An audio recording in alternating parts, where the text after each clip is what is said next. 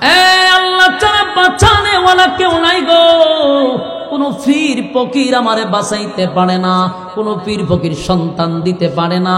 এটা আমার আকীদা হলো একমাত্র দেনেওয়ালা হলো আল্লাহ। যতক্ষণ না পর্যন্ত সেই আকীদা লালন না করবেন ততক্ষণ আপনি মুমিন না, আপনি আর খালিমা সমান।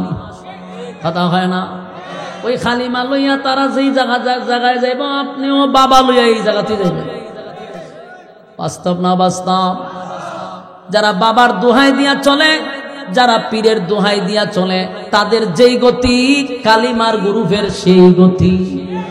কারণ আল্লাহর কাছে সারা হিন্দুরা চায় কালিমার কাছে, আর আমাদের নামদারি মুসলমানরা আল্লাহ ছাড়া চায় বাবার কাছে। বেশ কম কম এটা মূর্তির কাছে যায়, এটা মানুষের কাছে চায়। বেশ কম তো এতটুকু, এটা মরার কাছে চায় আর এটা জিন্দার কাছে চায়।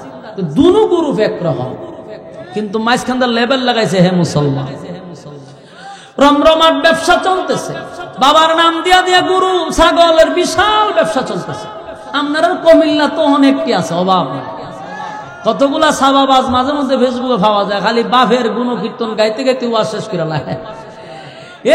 বাফের এর নিজের বাফের গফি করতে করতে এর ওয়াজ শেষ।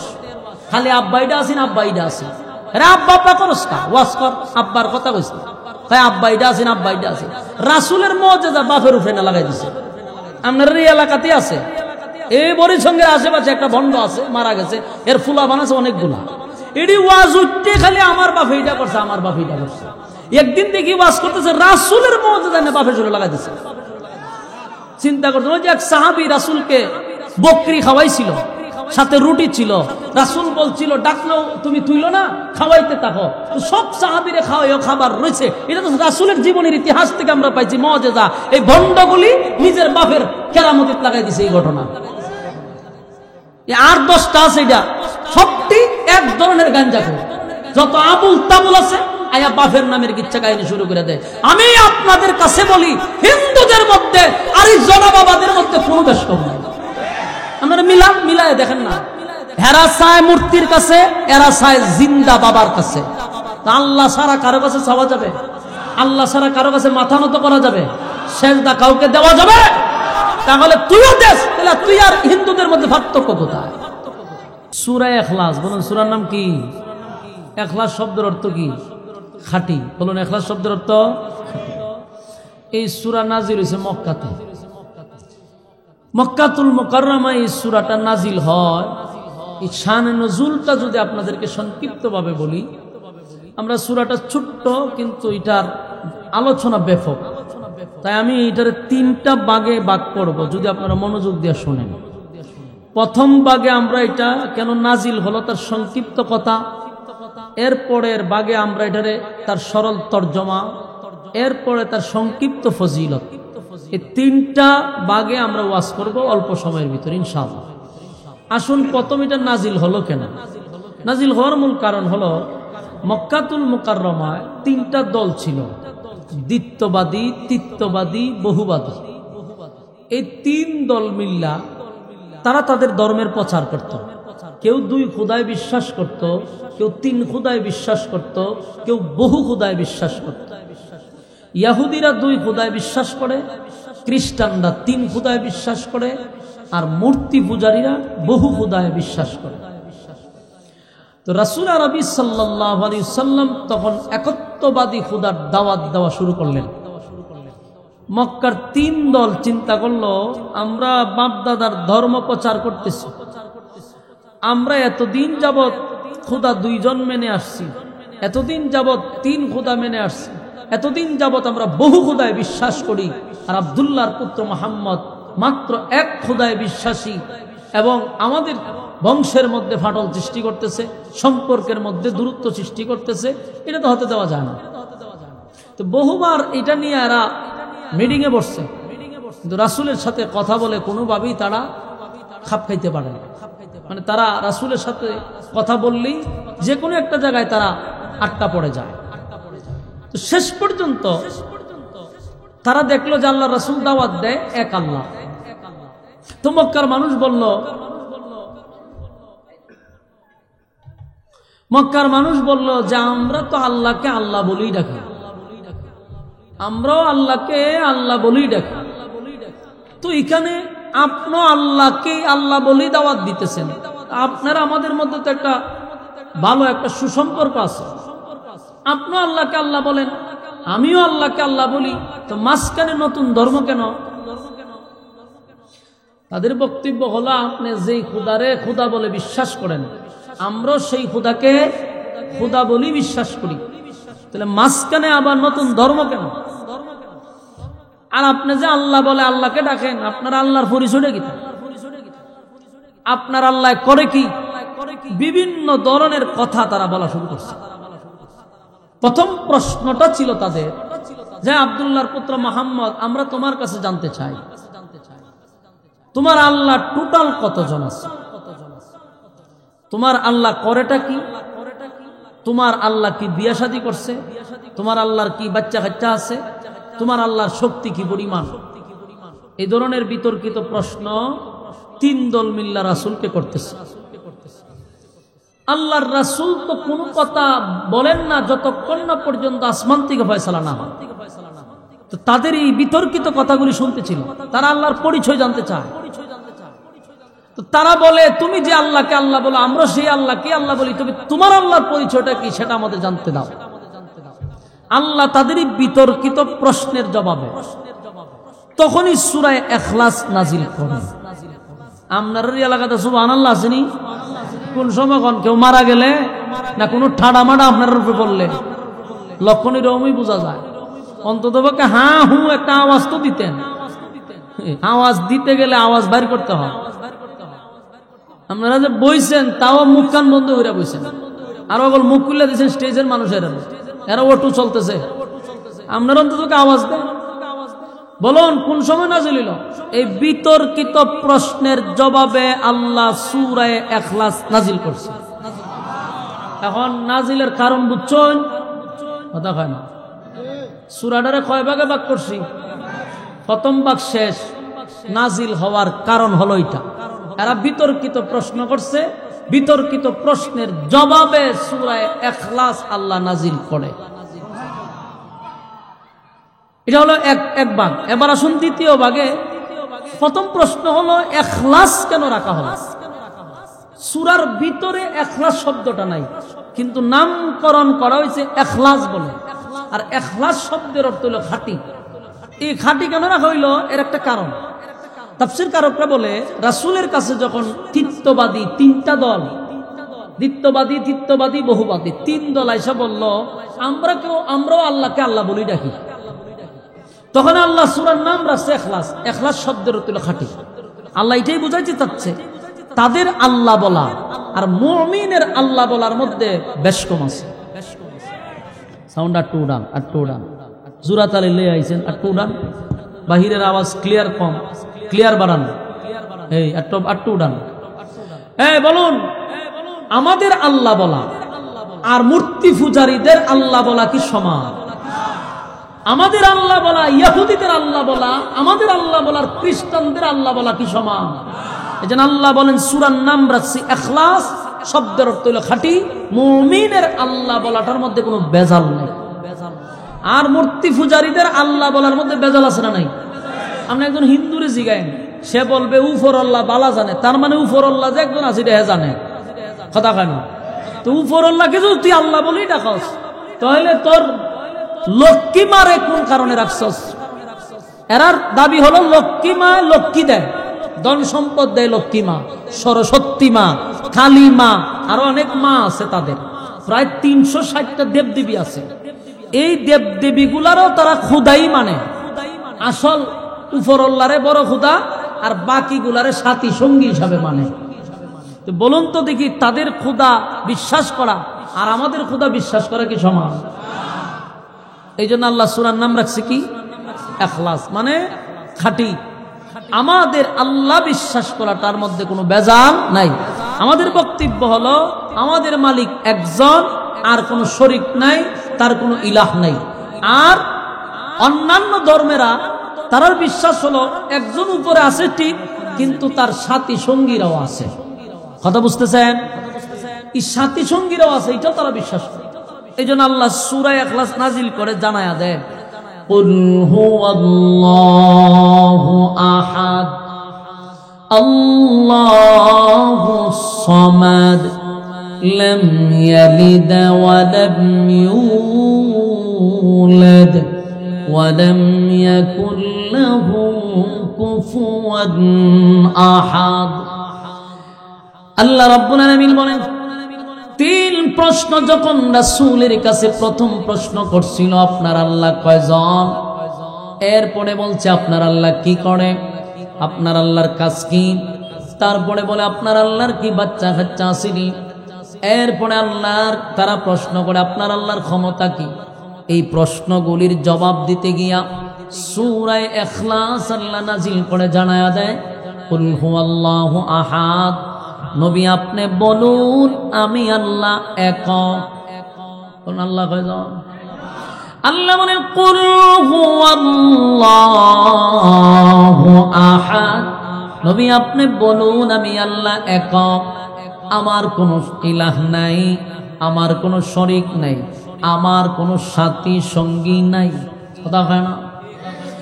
বলুন মালিক কয়জন? আরো জোরে। আমাদের ইখলাস, আমাদের বিশ্বাস, আমাদের আকীদা হলো আমার মালিক একজন, উনি সর্বশক্তিমান, উনি সর্বশ্রেষ্ঠ, ওনার পরে কোনো মালিক নাই, কোনো ইলাহ নাই, সাথী নাই, সঙ্গী নাই। এই কথাটাই আল্লাহ বলেন, নবী বলুন কুল হুয়াল্লাহু আহাদ, আপনি বলুন আমি আল্লাহ একক অদ্বিতীয়, আমার কোনো সাথী নেই, আমার কোনো সঙ্গী নাই, আমার কোনো ইলাহ নাই। এক নম্বর প্রশ্ন ছিল আপনার মালিক কয়জন? আমার আল্লাহ কিন্তু জবাবটা দিয়া দিছে, নবী আপনি বলুন আমি আল্লাহ এক অদ্বিতীয়, আমার মালিক ছাড়া আর কেউ নাই, কেউ নাই, কেউ নাই। আমরা বিশ্বাস করি আমার মালিক ছাড়া আর কেউ নাই, লা ইলাহা ইল্লাল্লাহ, নেই কোনো মাবুদ আল্লাহ ছাড়া। আর সনাতন ধর্মের মাঝে মধ্যে দেখছি তারাও বলে উপর আল্লাহ একজন আছে, কিন্তু আবার 360 মূর্তির গোলামি করে, নিজের হাতে বানাইয়া তাদের কাছে ধন সম্পদ চায়। সরস্বতী মা, আইজন মা, খালি মা, আরো অনেক মা আছে, এক একটার কাছে এক একটা দাবি করে। সব আবার সব কোয়ালিটির না, কোনটা আছে ধন সম্পদের লাগে, কোনটা আছে রোগ বেমারের লাগে, কোনটা আছে বিপদ আপদের লাগে। এরা একটা সেক্টরে একটা মা দিয়া বসায় রাখছে। বাস্তব না বাস্তব? এরা যেমন আল্লাহকে আল্লাহ বলে বিশ্বাস করে, খুব সূক্ষ্ম মাথায় কথাগুলি বোঝার চেষ্টা করে। এরা কিন্তু আল্লাহকে আল্লাহ বলে বিশ্বাস করে রে, কিন্তু অসুস্থ হইলে তারা মার কাছে ডাক দেয়, এরার বানানো মা। আবার ধন সম্পদের জন্য আরেকটা মারে, আবার বিপদ আপদের সময় আরেক মার কাছে যায়। উপর আল্লাহ একজন আছে বিশ্বাস করে, কিন্তু কোনো কিছু দরকার হলে মার কাছে যায়। কথা বাড়ি দিয়া হইবে? হ্যাঁ, আমি কথা বাস্তব না বাস্তব করছি। এরা যে মন্দিরে কতগুলা দেবদেবী রাখে, এই দেবদেবীর কাছে গিয়েই তারা কিন্তু তাদের সমস্যাগুলি তাদের কাছে গিয়া বলে, কিন্তু বিশ্বাস করে উপর আল্লাহ একজন। কথা হয় না? উপর একজন আছে তাদের বিশ্বাস, কিন্তু কোনো কিছু দরকার হলে মন্দিরের ভিতরে ঢুইকা মাদের কাছে গিয়া প্রার্থনা করে। আমি তাদের মধ্যে আরেকটা দলের মধ্যে মিল পাইলাম। মাঝে মধ্যে আমাদের দেশে আরেকটা দল আছে, তারা উপরে আল্লাহ আছে বিশ্বাস করে, কিন্তু কোনো কিছু দরকার হলে মাজারে চায়, দরগায় চায়, ল্যাংটার কাছে চায়, জড়ার কাছে চায়, আইজন বাবার কাছে চায়, কীর্তন বাবার কাছে চায়। এই দুইটা গ্রুপ নিয়ে আমি প্রচুর স্টাডি করে দেখলাম যে একেবারে সেম সেম। হেরাও আমরা আল্লাহ মানি, উপর একজন আছে জানি বিশ্বাস করি, তাহলে কালিমার কাছে চাস কেন, সরস্বতী মার কাছে চাস কেন? এরা হইল আল্লাহর সাথী সঙ্গী, তাদের ইয়াকিনার বিশ্বাস, এই জন্য আমরা তাদেরকে কাফের বলি। কিন্তু আমাদের মধ্যে যে একটা দল আছে আল্লাহর বিশ্বাস করে ঠিক, কিন্তু ছেলে দরকার হইলে বাবার কাছে যায়, কোনো কিছু চাইতে গেলে ল্যাংটার কাছে যায়, জডা ল্যাংটার কাছে যায়। তাহলে এদের মধ্যে আর হাদের মধ্যে বেশ কমরা কোথায়? আমি কোনো বেশ কম পাই না। এই জন্য আল্লাহ বলেন, পয়গম্বর আপনি জানায়া দেন কুল হুয়াল্লাহু আহাদ, নবী আপনি বলুন আমি আল্লাহ এক। আল্লাহ ছাড়া কারো কাছে কি আর চাওয়া যাবে? আমরা আমাদের ইমানটা হলো খাঁটি এই জন্য যে আমরা বিশ্বাস করি মালিক একজন, আর উনি দেনেওয়ালা। কোনো কিছু চাইতে হলে কার কাছেই চাব? সন্তান দেওয়ার মালিককে, ব্যবসায় বরকত দেওয়ার মালিককে, বিপদ থেকে বাঁচাইবার মালিককে। আল্লাহ ছাড়া বাঁচানেওয়ালা কেউ নাই গো। কোন পীর ফকির আমারে বাঁচাইতে পারে না, কোন পীর ফকির সন্তান দিতে পারে না। এটা আমার আকীদা হলো একমাত্র দেনেওয়ালা হলো আল্লাহ। যতক্ষণ না পর্যন্ত সেই আকীদা লালন না করবেন ততক্ষণ আপনি মুমিন না, আপনি আর খালিমা সমান। কথা হয় না? ওই খালিমা লইয়া তারা যেই জায়গায় যাইব আপনিও বাবা লইয়া এই জায়গাতে যাইবেন। বাস্তব না বাস্তব? যারা বাবার দোহাই দিয়া চলে, যারা পীরের দোহাই দিয়া চলে, তাদের যেই গতি কালিমার গ্রুপের সেই গতি। কারণ আল্লাহর কাছে সারা হিন্দুরা চায় কালিমার কাছে, আর আমাদের নামদারি মুসলমানরা আল্লাহ ছাড়া চায় বাবার কাছে। বেশ কম তো এটা মূর্তির কাছে যায়, এটা মানুষের কাছে চায়। বেশ কম তো এতটুকু, এটা মরার কাছে চায় আর এটা জিন্দার কাছে চায়। তো দুনো গ্রুপ একরকম, কিন্তু মাঝখানটা লেবেল লাগাইছে হে মুসলমান। রমরমার ব্যবসা চলতেছে, বাবার নাম দিয়া দিয়া গরু ছাগলের বিশাল ব্যবসা চলতেছে। আপনার কমিল্লা তো অনেকটি আছে, অভাব নাই। কতগুলা সাবাবাজ মাঝে মধ্যে ফেসবুকে পাওয়া যায়, খালি বাপের গুণ কীর্তন গাইতে গাইতে ওয়াজ শেষ করে লাগে। বাপের এর নিজের বাপের গফি করতে করতে এর ওয়াজ শেষ। খালি আব্বাইডা আসিন আব্বাইডা আসিন, আব্বা আব্বা করস কা ওয়াজ কর, আব্বার কথা কইস না। তাই আব্বাইডা আসিন আব্বাইডা আসিন। রাসূলের মর্যাদা বাপের উপরে না লাগাই দিছে। আপনার এই এলাকাতে আছে, এই বরিসঙ্গের আশেপাশে একটা ভণ্ড আছে, মারা গেছে, এর ফুলা বানাছে অনেকগুলা। এটি ওয়াজ উঠতে খালি আমার বাপ এইটা করছে, আমার বাপ এইটা করছে। একদিন দেখি ওয়াজ করতেছে রাসূলের মর্যাদা না বাপের জন্য লাগাই দিছে। চিন্তা করতে ওই যে এক সাহাবী রাসূলকে বকরি খাওয়াইছিল, সাথে রুটি ছিল। রাসূল বলছিল ডাকলো তুমি তুইলো না, খাওয়াইতে থাকো। তো সব সাহাবীরে খাওয়াইও খাবার রয়েছে। এটা তো রাসূলের জীবনের ইতিহাস থেকে আমরা পাইছি মুআজিজা। এই ভণ্ডগুলি নিজের বাপের কেরামতিত লাগাই দিছে এই ঘটনা। আর 10টা আছে, এটা সবটি এক ধরনের গাঞ্জাখোর। যত আবুল তাবুল আছে আয়া বাপের নামের কিচ্ছা কাহিনী শুরু করে দেয়। আমি আপনাদের কাছে বলি, হিন্দুদের মধ্যে আর এই জনবাবাদের মধ্যে কোনো বেশ কম নাই। আপনারা মিলায় দেখেন না, হেরা চায় মূর্তির কাছে, এরা চায় জিন্দা বাবার কাছে। আল্লাহ ছাড়া কারো কাছে চাওয়া যাবে? আল্লাহ ছাড়া কারো কাছে মাথা নত করা যাবে? সেজদা কাউকে দেওয়া যাবে? তাহলে তুইও দেশ, তাহলে তুই আর হিন্দুদের মধ্যে পার্থক্য কোথায়? পার্থক্য একটা, এরা গুরু খায় না, তুই গুরু খাস।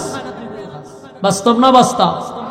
আল্লাহ বলেন কুল হুয়াল্লাহু আহাদ, নবী আপনি বলুন আমি আল্লাহ একক অদ্বিতীয়, আমার কোনো সাথী নাই, আমার কোনো সঙ্গী নাই, আমার কোনো ইলাহ নাই। এরপর আল্লাহ বলেন আল্লাহুস সামাদ, আমি অমুকাফিক, আমি কারো উপর নির্ভর করি না, আমি কারো উপর ডিপেন্ড করি না। কুল কায়নাত আল্লাহর উপরে নির্ভর করে, ঠিক নেই? এরপরে তারা প্রশ্ন করছে আপনার আল্লাহর ছেলে মেয়ে কয়জন? আপনার আল্লাহ বিয়া শাদী করছেন? আল্লাহ এটার জবাব দিছে, রে রব্বে কারীম বলেন লাম ইয়ালিদ ওয়া লাম ইউলাদ। রব্বে কারীম বলেন নবী আপনি জানায়া দেন লাম ইয়ালিদ ওয়া লাম ইউলাদ, আমি আল্লাহ কারো কাছ থেকে জন্ম নেই নাই, আমি আল্লাহ কাউকে জন্ম দেই না। রাজত্ব পাইয়া চতুষ্পদ জানোয়ারকে হার মানাইছে, মানুষকে মানুষ মনে করে নাই। মানুষ হত্যা করা, মানুষ গুম করা, রক্ত দিয়া খেলা, তাদের ছিল এটা পান্তাবাদ। নির্মম ভাবে মানুষের উপরে নির্যাতন আর মানুষের উপরে নিপীড়ন চলছে স্টিম রোলারের মতো।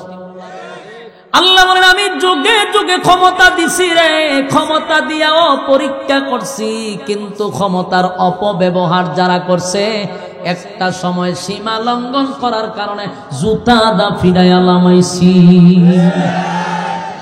ক্ষমতা যারা দেখাইছে শেষ পরিণতি কি বালা? কথা হয় না? পৃথিবীর ইতিহাস আমার দেখা শেষ পরিণতি কার ভালো হয়েছে? শেষ পরিণতি একটু ভালো হয়েছে আমি মনে করি সারা পৃথিবীর মধ্যে আমরা আম্মাজানের আম্মাজান দেখে গেছে উইরা গেছে উপর দিয়া, এই জন্য অবস্থানটা ভালোই আছে। যদি নিচে দেওয়া যাইতো তাহলে দেশের কোনো জুতা থাকতো না, তখন ঠিক নেই, ফসার ডিম আর থাকতো না, সবে দিন শেষ হয়ে যেত। কিন্তু আম্মাজানের দিনটা ভালো ছিল, আম্মাজান যে গেছে ভালো অবস্থায় গেছে, উপর দিয়া হাওয়া দেখতে দেখতে গেছে, একমাত্র ওনারই পরিণতিটা ভালো। তবে ওখানে আবার যে কুসলাইতেছে, যে আবার যে আংলাইতেছে গুতাইতেছে, এটার লক্ষণ বেশি ভালো না। ওই যে আল্লাহ যে জুতাটা রাখছি এটা দিয়া শেষে আবার একটা সমাধান দিয়ে দিবে। এমন যে ডাহাতে আবার শুরু করছে তার দালালগুলি, কতগুলা এই ছাত্রগুলাকে, কমলমতি শিশুদেরকে গতকালকে ঠিক ফেসিবাদের সময় যেইভাবে গুলি করত ওইভাবে গতকালকে গুলি করা হয়েছে। বাংলাদেশ দ্বিতীয়বারে স্বাধীন হওয়ার পরেও যেই পরিমাণ ঘটনা কালকে ঘটাইছে, প্রথম আলো পত্রিকার পক্ষে নিতে গিয়া, এটা অত্যন্ত ঘৃণিত এবং আমরা তার তীব্র নিন্দা জানাচ্ছি। এর ব্যবস্থা যদি না নেওয়া হয় বাংলাদেশের জনগণ ওই 5ই আগস্টের কাহিনী আবার ঘটাবে। অপেক্ষা করেন, লক্ষণ ভালো দেখতেছি না। ভালো দেখবেন কেমনে? যেই দেশের বিরুদ্ধে আমরা কর্মসূচি নিয়েছিলাম সেই দেশের দালালগুলি রান্নাবাড়ি এখানে বসাইছে, কতগুলা দালাল রাখছে, তো দেশ চলবো কেমনে? এদের মধ্যে অনেক দালাল ঢুকে গেছে। আল্লাহ তাআলা এই সমস্ত দালালদের থেকে হেফাজত করুক, আমিন। শক্ত হতে হবে, দুর্বল হওয়া যাবে না। আপনারা শক্ত হয়েছিলেন বলেই আমরা 16 বছরের নির্যাতন থেকে বাঁচতে পারছি। আবারও যদি মানুষ দাঁড়িয়ে যায় তাহলে ফালাইবার সুযোগও পাবে না, ঠিক কিনা বলেন? আল্লাহ বলেন ক্ষমতা দেই আমি পরীক্ষা করি, কিন্তু ক্ষমতার অপব্যবহার যখন করা শুরু করে তার শেষ পরিণতি ভালো হয় না। নমরুদরে ক্ষমতা দিয়েছিলাম, 1 নাম্বার নিজেরে খোদা দাবি করছে, 2 নাম্বার আল্লাহর সঙ্গে যুদ্ধ করতে চায়। আল্লাহ কইতেন কর যুদ্ধ। নমরুদ্দা 50 কিলোমিটার এরিয়া লইয়া বাহিনী লইয়া দাঁড়াইছে, আল্লাহ যুদ্ধ করছে। কিতাবে লেখছে 50 কিলোমিটার লক্ষাধিক সেনাবাহিনী অস্ত্র সহ লোহার পোশাক পরে দাঁড়াইছে আল্লাহর সাথে যুদ্ধ করতে। বলুন তো দেখি, তার সাথে যুদ্ধ করতে আমার আল্লাহর কে কামান বিমান লাগবে? ইব্রাহিম নবীরে বারবার কয়, ইব্রাহিম খলিলুল্লাহ রে, তোমার আল্লাহ কেন বাহিনী পাঠায় না? আমরা তো দাঁড়ায় আছি। ইব্রাহিম কয় কিছুক্ষণের ভিতরে আইতেছে। আল্লাহ কয়, পয়গম্বর বলে দেন আমি বাহিনী পাঠায়া দিছি। উপরের দিকে তাকায়া দেখে কালো ধোঁয়ার মতো সা করে নিচের দিকে নামতেছে। নমরুদ্দা ভাবছিল বাহিনী আসবে কামান বিমান লইয়া, আমরা তার মোকাবেলা করব। কিন্তু দেখা যায় উপর থেকে এমন ভাবে যাকে যাকে যাকে যাকে মশা নামতেছে। আল্লাহ কয়, দেখ তোর বাহিনীরে মারবার লাগে আমি কত বড় প্রাণী পাঠাইছি। কিতা পাঠাইছে? মশা। মশা। নমরুদ্দা তো তালি দেয় আর হাসে, কইছিলাম আমার সাথে লাগতে গেলে বুদ্ধি লাগবে, এরকম মশা দিয়ে তো তা ভাই মেরালাম, তা ভাই মেরালাম। যেই মাত্র মশা ঢুকছে রে, এরা তো লোহার পোশাক বাপছে, তা ভাইয়া তু ভাইয়া মেরালাম, মশায় কি করবো? কিন্তু এই মশা তো সেই মশা না, এই মশা এই লোহার হ্যামলেটের ভিতরে ঢুকছে, পোশাকের ভিতরে ঢুকছে। এটা কামড় একটা দেয় আমরা তাফাদা তো মেরা লাই, কিন্তু এই মশা কামড় দিয়া ভিতরে ঢুকে গুস্তরে এমনি ঘুরায়, মেশিনের মতো ঘুরায়। কিছুক্ষণের ভিতরে লক্ষ লক্ষ বাহিনীরে জালি জালি ঘুরে ফেলাই দিচ্ছে। তাফাইব কখন? একটারে তাফা দিলে 10টায় ছিদ্র করে ফেলাই দেয়। কিছুক্ষণের ভিতরে পুরো মাঠ শেষ, খালি মশা। মশা অভিযান চালাইছে মশার বাড়িতে। মশা কয় মাত্র কয়েক সেকেন্ড সময় দেন, কয়েক সেকেন্ডে সব শেষ করে দিচ্ছে। নমরুদ্দারে এখনো ধরছে না। নমরুদ্দার আল্লাহ ধরাইছে না, না এরা ধরিস না, কারণ এত দেখতেই ঘটনা। এ যে এত বড় নেতা, নেতার ঘরের নেতায় যে আমার যুদ্ধ করালে ডাক দিছে, আমি তো তরারে বাড়াইছি মশারে। মশায় যে সেকেন্ডের ভিতরে সব শেষ। তো এই অসংখ্য যাকে যাকে মশার মধ্যে একজন ছিল প্রতিবন্ধী মশা, যেটা হাত পাও নাই। এটার কিতা করে আপনারা প্রতিবন্ধী বলি না, ওই ল্যাংরা মশা। ল্যাংরা স্যাংরা বলি এটিরে ওই যে বাতা সাতাতে দেয়, এই মশা ওই রকম, ওইটার হাত পাও নাই। এ মশায় নিচের থেকে আল্লাহ রে কয়, আল্লাহ তা আমার কোন খামে ফাটাইলে? আমার যে 2 ফাও নাই, কোন যে বইয়া এরপরে আমি ইনসুলিন ঢুকামো, আমার তুই ফাউডিও নাই। তা আমার কেড়ে পাঠাইছে আল্লাহ হয় তোরে বড় খাম খারাপ চুপ করে বসে থাক।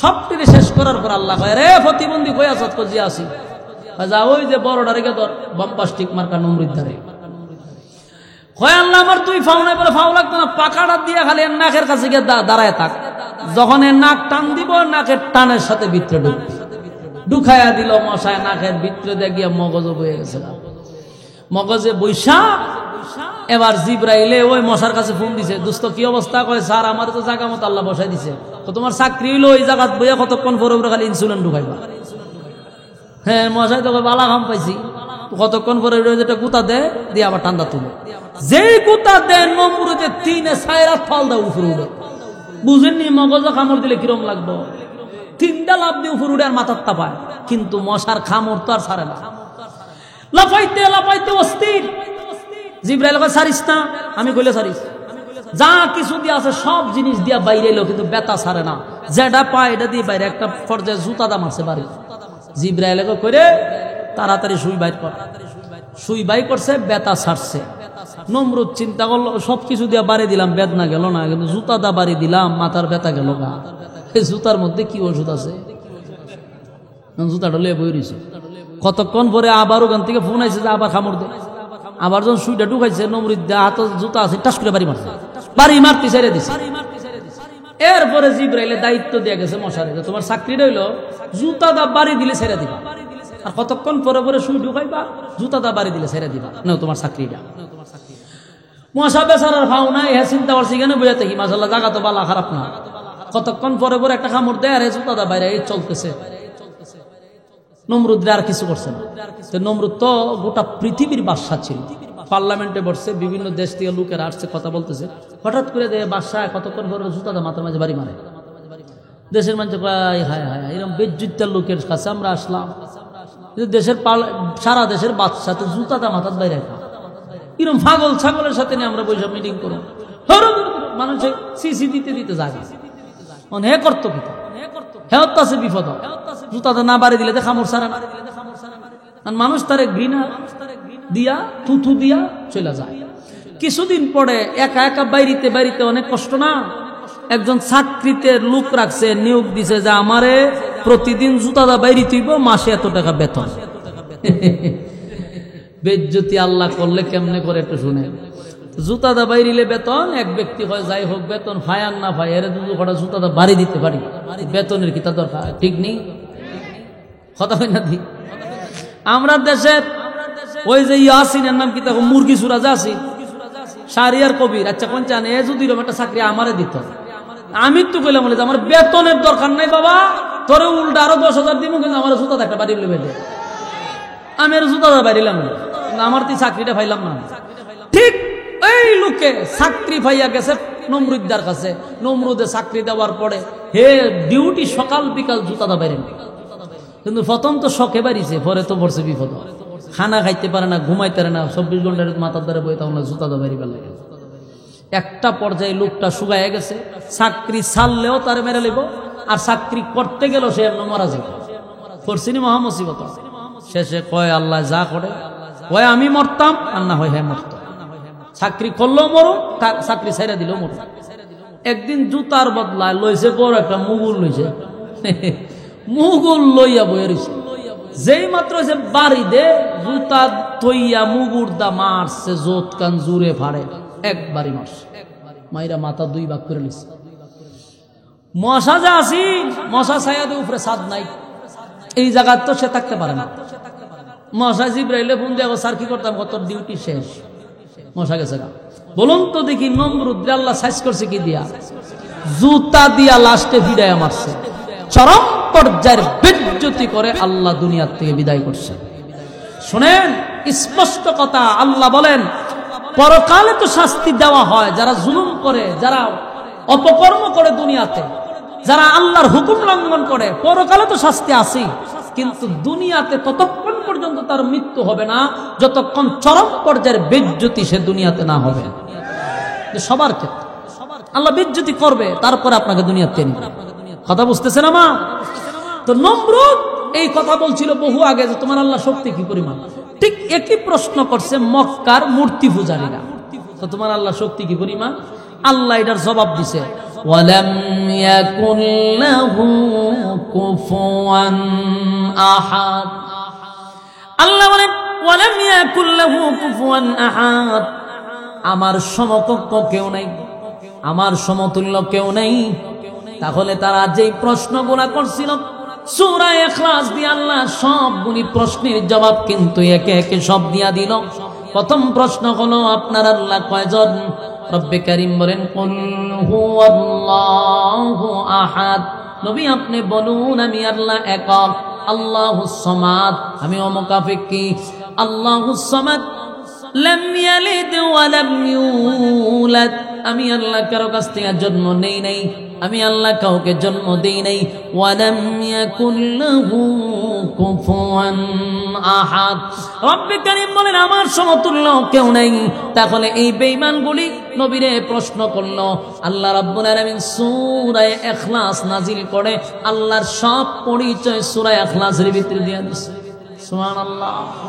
এজন্য সূরা ইখলাসকে বলা হয় শানে এলাহি, আল্লাহর শান মান মর্যাদা সম্পর্কে একটা সূরা। যুবক ভাই, এই সূরার এত ফজিলত, এই সূরাটা যদিও ছোট কিন্তু এর ফজিলত বড় মারাত্মক। আমরা যদিও দেখছি সূরাটা খুব ছোট কিন্তু এর আলোচনা ব্যাপক, এবং এটার যে কি ফজিলত আমি আপনাদেরকে সংক্ষেপে বলি। কয়টা ভাগে ভাগ করছিলাম? প্রথম হইল নাজিলের কারণ, শুনছেন, সংক্ষেপে সংক্ষেপে বলছি কারণ অনেক সময় লাগে এই আলোচনা করতে, তো সংক্ষেপে বলছি কেন নাজিল হইল। এরপর আপনাদেরকে সরল তর্জমাটা শুনাইলাম। এখন আসুন এর ফজিলতটা কি জানা দরকার আছে নি? সূরার ফজিলতটা শুনুন। এই সূরাকে বলা হয় তাদিলু সূরাতুল ইখলাস সুলুসুল কোরআন। এই সূরাকে বলা হয় কোরআনের 3 ভাগের 1 ভাগ। আপনারা লাগা সুবহানাল্লাহ আছে নি? তিনি কন্যা কা সূরা ইখলাসকে কোরআনের কয় ভাগের 1 ভাগ? তার মানে বুঝছেন, একবার বললে 10 পারার সওয়াব, 2 বার পড়লে 20 পারার সওয়াব, 3 বার পড়লে 1 খতম। সুবহানাল্লাহ সুবহানাল্লাহ। তাহলে সূরাটা যদিও ছোট তার ফজিলত আকাশচুম্বী। সুবহানাল্লাহ। আল্লাহর নবী বলেন কোন বান্দা বান্দি যদি প্রতিদিন 3 বার সূরা ইখলাস পড়ে তার আমলনামার মধ্যে একটা খতমের সওয়াব আল্লাহ লিখে দিবে। যুবক ভাইরা, এই সূরা এত দামি, শুধু দামি এটা নয়, এই সূরাটা আমাদের জন্য একটা রহমত, আমাদের জন্য একটা রহমত। আমি মনে করি এই সূরাটা আল্লাহ আমাদেরকে মায়া করে মহব্বত করে নাজিল করছে। যদি এই সূরা নাজিল না হতো রে, তাহলে দেখেন তো একটু চিন্তা করে, কোরআন কিন্তু আমাদের জন্য একটা নিয়ামত, কোরআন আমাদের জন্য নিয়ামত। এই গ্রন্থটা গোটা জাতির জন্য একটা নিয়ামত, কিন্তু এখানে অনেক মানুষ বসা, এই গ্রামে অনেক মানুষ আছে। আমি যদি ভুল না কই তাহলে এখানে অনেক লোক আছে যারা সূরা ফাতিহা থেকে সূরা নাস পর্যন্ত পড়ে পড়ে দেখে দেখে কেউ খতম করছে না, এমন লোক অনেকে আছে। অনেকে আছে কোরআন খতম করে নাই, কোরআন দেখে দেখে পড়ে পড়ে কেউ খতম করে নাই। এমন লোক আছে যে মরার আগে আর খতম করবে না, কারণ ভারী তো না, কোরআন দেখে পড়তে পারে না। আর যদিও কিছু খতম করে, এগুলা যদি ফরা শুনে তো শয়তান তো দৌড় মারে। কেমন কোয়ালিটির ফরা, ইটা আমরা সামনে বললাম, আমরা মনে হয় যে কোরআন 2 বেগে যেতাম না। ওই যে গ্রাম্য যে ফরা পড়ে, অক্ষরের উচ্চারণ নাই, লম্বা বাড়ি নাই, তাজবিদ তো নাই, অর্থ যে ফাল দেয়া কই যাইতেছে খবরই নাই। কিন্তু আমরার কাছে হুজুর এক খতম হয়েছে বসকায় দিয়ে কিতাবে পড়ছে, এটা একজন আলেমের কাছে গেলে বোঝা যায় কি কোরআনই পড়ছে না অন্য কোনো গ্রন্থ পড়ছে। আল্লাহ বলেন এই জন্য আগে কোরআন শিখুন, তারপরে পড়ুন, কারণ যদি ভুল পড়েন সব তো দূরের কথা, এই যে উল্টা অর্থ যাইতেছে ফাইলটা আর গুনার বাগিদার হইতেছে, কারণ আপনি তো পুরো কোরআনটারে চেঞ্জ করে নিয়েছেন। এমন কিছু পড়া পড়ে এতে তো খুঁজতে শিখছে আল্লাহ বলা যায়। এই জন্য আগে কোরআন শিখুন। নামাজ ভঙ্গের কারণ কয়টা? 19টা। বলুন নামাজ ভঙ্গের কারণ কয়টা? 19টা কারণের মধ্যে সর্বপ্রথম কারণ হলো নামাজে অশুদ্ধ পড়া। হ্যাঁ কথা বলেন, নামাজে অশুদ্ধ পড়া। এই নামাজে অশুদ্ধ পড়াটা হলো একটু পরে চাচা একটু পরে কথা কই। নামাজ অশুদ্ধ করা হলো তার প্রথম কারণ। আমি যদি অনেককেই বলি সূরা ফাতিহা তো দূরের কথা, বিসমিল্লাহটাও শুদ্ধ করে পড়তে পারবে না, তাহলে আপনি প্রথম তো নামাজ দেখা রয়েছেন, এই ঘরে নামাজ শেষ, বাকি 18টা বাদ দেন না। নামাজ ভঙ্গের কারণ 19টার মধ্যে প্রথম তো শেষ। এই জন্য আপনাকে শুদ্ধ করে কোরআন শিখতে হবে, ঠিক কিনা বলেন? বেশি দরকার নাই তো ভাই, 60টা সূরা শিখেন, মরার আগে আর সূরা লাগবে না, 60টা সূরাই শিখেন, কিন্তু এই 60টা সূরাই যেন শুদ্ধ হয়, সহিভাবে হয়। আপনার এতটুকু মেহনত যদি না করতে পারেন, চিরস্থায়ী জান্নাতে আশা কেমনে করেন আপনি? হ্যাঁ, চিরস্থায়ী জান্নাতে আশা করেন কেন? আল্লাহ বলেন, পয়গম্বর বলেন, কোন বান্দা বান্দি যদি 3 বার পড়ে, 3 বার একটা খতমের সওয়াব আমলনামায় দেওয়া হবে। এই সূরাটা যদি নাজিল না হতো, বহু মানুষ হাসরের মাঠে ওইটা দাঁড়াইলে পড়ে আমলনামা চেক করে দেখতো একটা কোরআনের খতমও নাই। কথা কোন ঠিক? হাসরের মাঠে সমস্ত আমলনামা দেখার পরে দেখবে, হায় রে, এই বান্দার আমলনামায় একটা কোরআনের খতম নাই। আমি আল্লাহ না তোদের জন্য কোরআন নিয়ামত স্বরূপ পাঠাইছিলাম, কেন রে বান্দা একটা খতমও কি করতে পারলি না? আমি আল্লাহ এত বড় নিয়ামত দিলাম, কিন্তু আমার প্রতি আপনার প্রতি আল্লাহর কত মায়া, কত মহব্বত আর ভালোবাসা।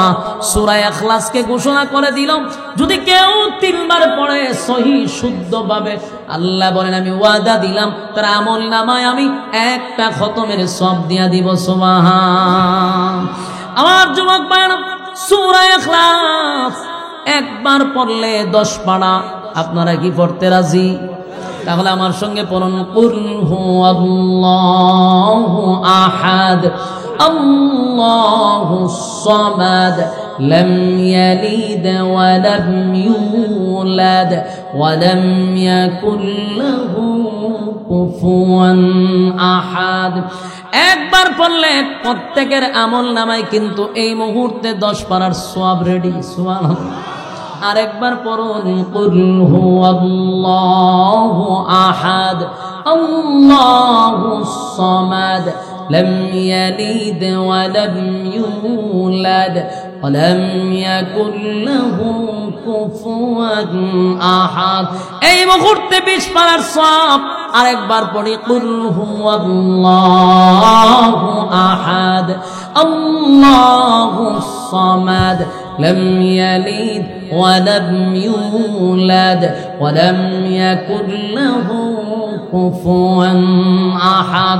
আমার যুবক ভাইরা, পর্দার আড়ালের মা বোনেরা, এই মুহূর্তে আমার সঙ্গে যারা পড়ছেন, আল্লাহর কসম, আল্লাহর কসম, আল্লাহর কসম, কাফারা দিতে হবে না। এই মুহূর্তে যারা পড়ছেন প্রত্যেকের আমলনামায় আমার আল্লাহ একটা খতমের সওয়াব লিখে দিয়েছে। চিৎকার দিয়ে কোন সুবহান। এই যুবক ভাইরা, একবার নিজের নিজে প্রশ্ন করেন, আজকের মাহফিলে আপনারা আয়েশা যারা আমার সামনে বসছেন, এই মুহূর্তে এতগুলা মানুষের আমলনামায় একটা খতমের সওয়াব। আমাদের দেশে বছরে সারা বছর মাহফিল করায়ও একটা শ্রোতার আমলনামায় এক খতম সওয়াব ঢুকায় বাড়িতে পাঠাইতে পারে না। কথা হয়নি? আবার পরে শুরু করে দেয় মাশাআল্লাহর জিকির, এরপরে কেক্কুর কাক্কুর কুতানি শুরু করে। আমাশা তো 12 মাই আমাশা, এটার কথা কোথায় আবার রাস্তা টানে। এরপরে শুরু করে নাচানাচি, এরপরে শুরু করে গান, এরপরে শ্রোতারা নাচতে নাচতে বাড়ির যায়। আল্লাহর কসম, এগুলার দ্বারাই ওয়াজ মাহফিল কিয়ামত পর্যন্ত করাইলো 4 পয়সার কোনো ফায়দা হবে না। এই যে আপনারা বলছেন, আমি কসম করে বলছি কাফারা দিতে হবে না। প্রত্যেকের আমলনামায় যদি একটা খতম থাকে, এই মাহফিল যারা করাইছে তারাও সাকসেস, কারণ শ্রোতাদের আমলনামায় এক খতম করে সওয়াব। সুবহানাল্লাহ। কিয়ামত পর্যন্ত আপনি একটু চিন্তা করেন, 3 বার পড়লে যদি এক খতমের সওয়াব হয়, আপনি যদি দৈনিক একবারই পড়েন, মানে 3 বার যদি ডেলি পড়েন, তাহলে 365 দিনে 365টা খতম। কথা হয় না? তাহলে মরার আগ পর্যন্ত কত খতমের সওয়াব আপনার আমলনামায় হবে রে? একবারও কি চিন্তা করে দেখছেন? কিয়ামতের মাঠে যখন আল্লাহ আপনাকে দাঁড় করাবে, আপনার আমলনামায় দেখা যাবে শুধু খতম আর খতম আর খতম। তখন আপনাকে গজবের ফেরেশতারা ধরার জন্য আসলে কোরআনের খতমগুলি বলবে আমরা কোরআন, তার সামনে তোমরা এসো না, সে কিন্তু কোরআনের খতম করছে, আর আমরা কোরআন থাকতে তার উপরে গজব দিতে দিব না। এইভাবে আপনাকে টেকেও দেবে কোরআন। এই জন্য কোরআনের খতম দৈনিক যদি 3 বার পড়ি, তাহলে 365 দিনে 365টা খতম 3 বার পড়তে কি আমার 5 মিনিট লাগছে? 1 মিনিটও লাগে না, ঠিক কিনা বলেন? আমার যুবক ভাইরা, আল্লাহর নবী বলেন, কেউ যদি 10 বার পড়ে রে সূরা ইখলাস যদি প্রতিদিন 10 বার কেউ পড়ে, আল্লাহর নবী বলেন জান্নাতের ভিতরে তার জন্য একটা বালাখানা রেডি করা হয়। সুবহানাল্লাহ। জান্নাতের ভিতরে তার জন্য বালাখানা তৈরি করা হয়। তাই আমরা যদি প্রতিদিন 10 বার পড়ি, অনর্থক কথা না বলে, বেহুদা কথা না বলে, অপ্রয়োজনীয় কথা না বলে, রাস্তাঘাটে আড্ডা না মেরে, বাজারে সময় না দিয়ে, যখনই সময় পাই তখনই যদি আমরা সূরা ইখলাস পড়ি রে, আল্লাহ বলেন ওই বান্দার শুধু দুনিয়াতেই নয়, পরকালে দুনিয়াতে উভয় জাহানে আমি তার সম্মান আর মর্যাদা বাড়ায়া দিব। সূরা ইখলাস যদি কেউ প্রতিদিন পড়তেই থাকে, আল্লাহর নবী বলেন তার সম্মান আর মর্যাদা আমি আল্লাহ বাড়ায়া দেই, সম্মান বেড়ে যাবে। আল্লাহর নবী একজন সাহাবী, আল্লাহর পয়গম্বর যুদ্ধের ময়দানে গেছে। ভালো করে শুনেন, সূরা ইখলাস পড়ার কারণে সম্মান কি পরিমাণ বাড়ে। নবীজি গেছে যুদ্ধের ময়দানে, যুদ্ধ করার জন্য। রাসূল নিজেই যুদ্ধের ময়দানের সেনাপতি। হঠাৎ করে জিবরাইল বলে, হুজুর আপনার একজন মহব্বতের সাহাবী দুনিয়ার থেকে বিদায় হয়ে গেছে। আগামী জানাজার নামাজ আপনি নবীকে পড়াইতে হবে গো। আল্লাহর নবী কয় কোথায় মারা গেছে? কয় মদিনায়। নবী কয় আমি কই, আমার সাহাবী কই, মাঝখানে দূরত্ব হলো 100 কিলোমিটার। কেমনে রে আমি তার জানাজাটা পড়াবো? এটা কি কোনোভাবেই সম্ভব হবে? যুবক ভাইরা, কোথায় 100 কিলোমিটার যেতে তো কমপক্ষে 1 দিন 2 দিন লাগবে। তখন তো আমাদের মতো গাড়ি ছিল না। আল্লাহর নবী বলেন, জিবরাইল কেমনে রে আমি এখন তার জানাজা পড়াবো? জিবরাইল কয়, হুজুর আল্লাহর আদেশ হইল আপনি জানাজা পড়াবেন, তাই আপনাকে অর্ডার দেওয়া হয়েছে জানাজা পড়ানোর জন্য। আল্লাহর নবী বলেন, আমি কই, আমার সাহাবী কই, কেমনে রে আমি তার জানাজাটা পড়াবো? এবার জিবরাইল কয়, হুজুর আপনি রেডি হন, আপনি প্রস্তুতি নেন, আপনার মুআবিয়া ইবনে মুআবিয়া আপনার সামনে হাজির করা হবে। পয়গম্বর জানাজার জন্য যখন রেডি হয়ে গেল, আল্লাহর নবী তাকায়া দেখে পয়গম্বরের সামনে মুআবিয়া ইবনে মুআবিয়ার লাশ দেখা যায়। এই ঘটনারে কেন্দ্র করে আমাদের দেশে এখন চালু হয়েছে গায়েবানা জানাজা চালু হয়েছে। এই ঘটনারে কেন্দ্র করে ওরা দলিল দেয়, হুজুর যদি যুদ্ধের ময়দানে তাইকা মুআবিয়ার জানাজা পড়াইতে পারে, আমরা কেন পারবো না? আরে ব্যাকল, এটা হইল নবীর মৌজেজা। নবীরে আল্লাহ নবুয়তের চোখ দিয়া মুআবিয়ার লাশ নবীর সামনে দেখাইছে। কথা হয় না? আল্লাহর হাবিব যুদ্ধের ময়দানে মুআবিয়া ইবনে মুআবিয়ার লাশ নবীর সামনে রাখা হইল। পয়গম্বর সেদিন দাঁড়াইয়া মুআবিয়ার জানাজা পড়াইতে লাগলো। যেই মাত্র জানাজা পড়ানো শেষ, পয়গম্বর তাকায়া দেখে আকাশটা মেঘাচ্ছন্ন হয়ে গেছে, চতুর্দিকটা অন্ধকার হয়ে গেছে। আল্লাহর নবী বলে, জিবরাইল জানাজার আগেও দেখলাম প্রচন্ড রুদ্র, হঠাৎ করে কেন রে এমনটা হয়ে গেল? মেঘাচ্ছন্ন কেন হয়ে গেল? চতুর্দিকটা অন্ধকার কেন হয়ে গেল?